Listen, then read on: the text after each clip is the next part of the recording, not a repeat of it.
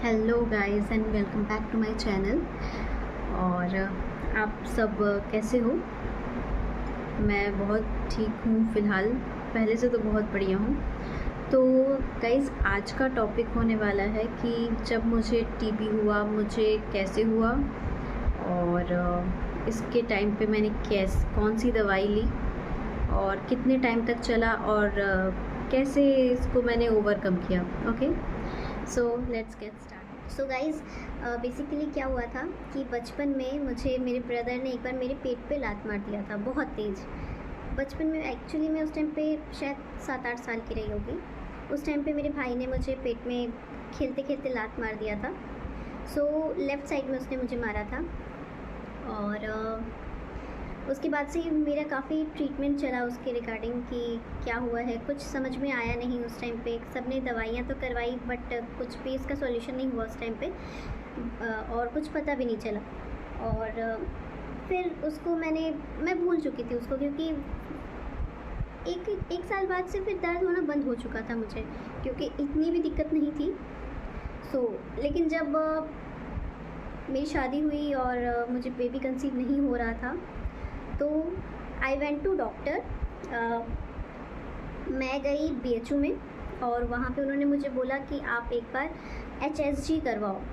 तो guys, basically HSG में क्या होता है कि आपके वजाइना के अंदर से एक नीडल डाला जाता है और एक फ्लूइड छोड़ा जाता है। और वो फ्लूइड क्या होता है, आपके जो 2 फैलोपियन ट्यूब होती हैं उसमें से होके जाती है, ठीक है। तो क्या हुआ, उसमें जब उन्होंने फ्लूइड डाला मेरे में तो राइट साइड का तो पूरा चला गया बट लेफ़्ट साइड में मेरा ब्लॉक हो गया, नहीं जा पाया। वहाँ पे एक इतना बड़ा गांठ बन चुका था। तो देवर सेड कि उन्होंने बोला आपके लेफ़्ट साइड का जो फैलोपियन ट्यूब है वो ख़राब है, वो उसमें प्रॉब्लम है और इसके लिए आपको ट्रीटमेंट लेनी पड़ेगी। तो मैंने बोला ओके ठीक है, तो ट्रीटमेंट आप शुरू करो। तो उन्होंने बोला कि नहीं, पहले आप अपने हस्बैंड का टेस्ट वगैरह करवाओ, उसके बाद ही फिर हम आगे की प्रोसेस करेंगे। अगर ज़्यादा प्रॉब्लम आई तो अगर हस्बैंड के में सब प्रॉब्लम, अगर कोई रिपोर्ट में कुछ प्रॉब्लम नहीं आई हस्बैंड के केस में, तो आपका हम एक फैलोपियन ट्यूब जो लेफ़्ट वाला है वो आपका रिमूव कर देंगे। ओके, तो मैंने हस्बैंड का जब टेस्ट करवाया उसमें थोड़ी सी प्रॉब्लम आई थी। तो मैं और मेरे हस्बैंड पूरी तरीके से प्रिपेयर थे कि हाँ ओके, मुझे अपना लेफ़्ट फैलोपियन ट्यूब उसको निकलवाना है। तो बट मेरे फैमिली में सब ने बोला कि एक बार आप दूसरे जगह पे भी ट्राई करो कि बाकी जगह पे क्या बोलते हैं। तो हमने आयुर्वेदिक में एक बार ट्राई किया, वाराणसी में ही। तो उन्होंने एक टेस्ट किया था, कुछ मुझे इंजेक्शन लगा था लेफ़्ट हैंड में, और जब इंजेक्शन लगा उसके विदिन 24 आवर्स मुझे इतना ज़्यादा, आप देख पा रहे हो कि इतना ज़्यादा मुझे वहाँ पे स्वेलिंग आ गई, बहुत ज़्यादा स्वेलिंग आ गई। तो मैं जब उनके पास रिटर्न गई 24 आवर, एक्चुअली 36 आवर्स के बाद मैं दोबारा गई वहाँ पे। तो उन्होंने कहा कि आपको जो आपका इतना ज़्यादा स्वेलिंग हो गया है, इतना ज़्यादा फूल गया है, वो नहीं होना चाहिए था, ये कुछ सिम्टम आपका टीबी का है। तो मैंने उस टाइम पे उनसे पूछा कि टीबी मतलब कैसे टीबी? मुझे तो कभी सांस लेने में कोई दिक्कत नहीं हुई, कुछ भी दिक्कत कभी नहीं होता, मुझे खांसी नहीं आती कभी। तो देवर सेड लाइक कि नहीं, आपने बोला था आपका फैलोपियन ट्यूब ख़राब है, दैट्स वाई ये जो चोट है ये आपका बार बार टीबी शो कर रहा है।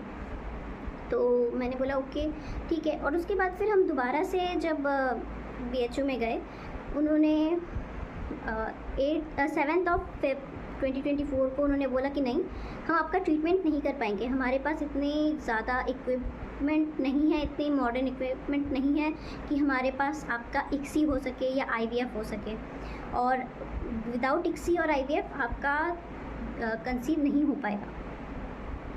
तो उन्होंने तो बिल्कुल तरीके से मना कर दिया था मुझे कि नहीं, आपका बेबी नहीं हो सकता विदाउट ICSI या IVF। तो मैं और मेरे हस्बैंड बहुत ज़्यादा डर गए थे, क्योंकि आप समझ सकते हो कि एक IVF या ICSI एक नॉर्मल फैमिली के लिए बहुत ज़्यादा कॉस्टली हो जाता है, और उसमें अगर चांसेस नहीं हुए, उसमें अगर कंसीव नहीं कर पाई, क्योंकि मेरा एक फैलोपियन ट्यूब ऑलरेडी बंद है और राइट साइड से होना होता तो इतने साल में हो चुका होता, क्योंकि 4 साल होने वाले थे लगभग मुझे शादी को।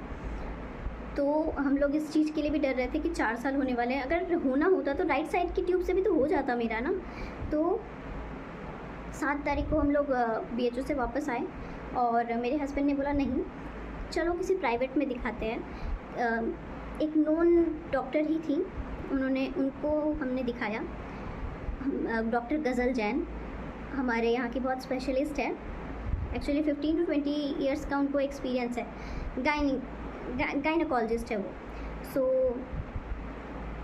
मैं जब उनके पास गई, शी सेड कि राजश्री अभी बेबी का बिल्कुल भूल जाओ, और मैं सिर्फ ये जो मैंने तुम्हारा रिपोर्ट देखा है, ये जो आपकी हाथ की स्वेलिंग इतनी ज़्यादा हुई थी, मैं उसके बेसिस पे आपका TB का दवाई चलाऊँगी, और वो विद इन 6 मंथ आपका ये क्लियर हो जाएगा पूरा, मतलब ख़त्म हो जाएगा। और अगर आपको थोड़ी सी प्रॉब्लम्स आती है तो उसको आपको झेलना भी पड़ेगा। तो मैंने बोला कि मुझे क्या ही प्रॉब्लम होगी, क्योंकि पेट का TB है, मैंने कभी सुना भी नहीं था कि पेट की कोई TB होती है। I thought only chest TB, okay, मुझे और कोई TB के बारे में पता ही नहीं था। सो उन्होंने फर्स्ट 3 मंथ मेरा जो दवाई चलाया वो था AKT4, ठीक है। इसमें AKT4 जो दवाई होती है उसमें मुझे 4 टाइम दवाई लेनी होती थी, मॉर्निंग में खाली पेट, देन ब्रेकफास्ट के बाद, उसके बाद लंच के बाद एक दवाई, और डिनर के बाद एक दवाई। 4 दवाई पर डे मुझे 3 मंथ कंटिन्यूसली लेनी थी। अगर आप एक दिन भी ब्रेक करते हो आपको रिपीट अगेन 3 मंथ स्टार्ट करना पड़ेगा। सो मैंने बिल्कुल भी मिस नहीं किया था। और जब मैं 3 मंथ का होने वाला था मेरा पूरा दवाई, उसके बाद मैं गज़ल मैम के पास गई, डॉक्टर के पास गई अपने। फिर वहाँ जाके मैंने फिर से उन्होंने बोला कि मैम 3 मंथ्स होने वाले हैं। तो शी सेड कि ओके, अब आपका जो डोज़ है वो हम थोड़ा कम करेंगे। तो उन्होंने AKT4 की जगह उसके बाद उन्होंने AKT3 देना स्टार्ट किया। AKT3 में 2 टैबलेट्स होती है, पर डे आपको 2 टैबलेट्स लेनी पड़ती है। एक मॉर्निंग में जो आपका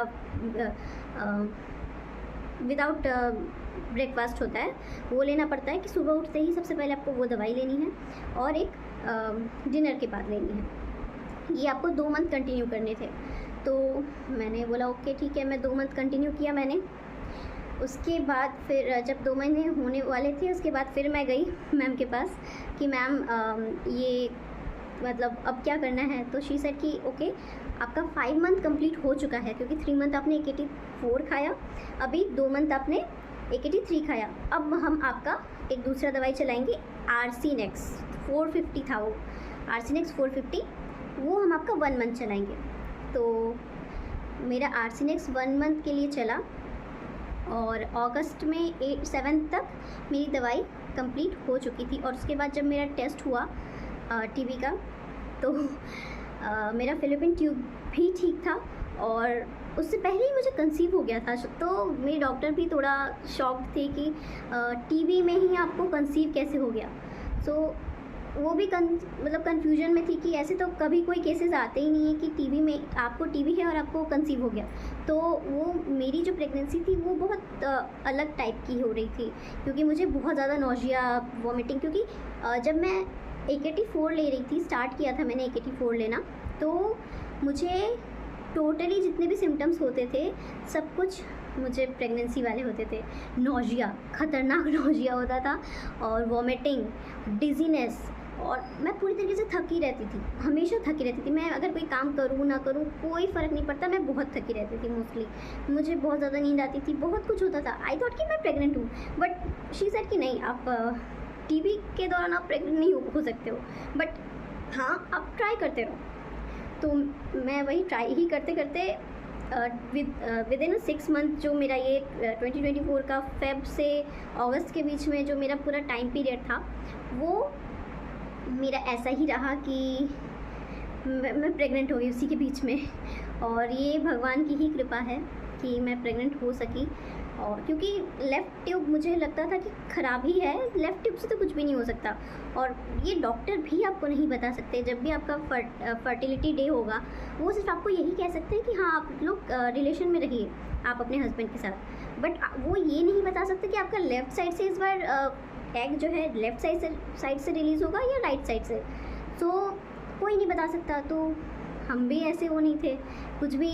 मुझे उस टाइम पे क्योंकि सारे सिम्टम्स होते रहते थे तो मैंने बिल्कुल ये सब मतलब इग्नोर ही किया था कि नहीं मुझे नहीं हो सकता बेबी ना। लेकिन भगवान की कृपा थी कि ये हो गया। और मैं बस इतना ही कहूँगी कि हाँ, टीबी की दवाई चलते चलते भी आपको प्रेगनेंसी अगर होनी है तो हो जाएगी।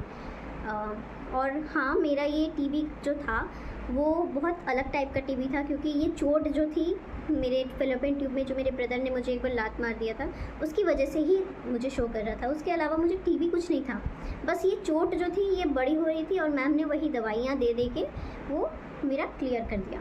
ओके, सो अगर आपको ये वीडियो इन्फॉर्मेटिव लगती है तो प्लीज़ एक लाइक कर दीजिएगा। ओके, और चैनल को सब्सक्राइब भी कर दीजिएगा। ओके, थैंक यू, नमस्ते।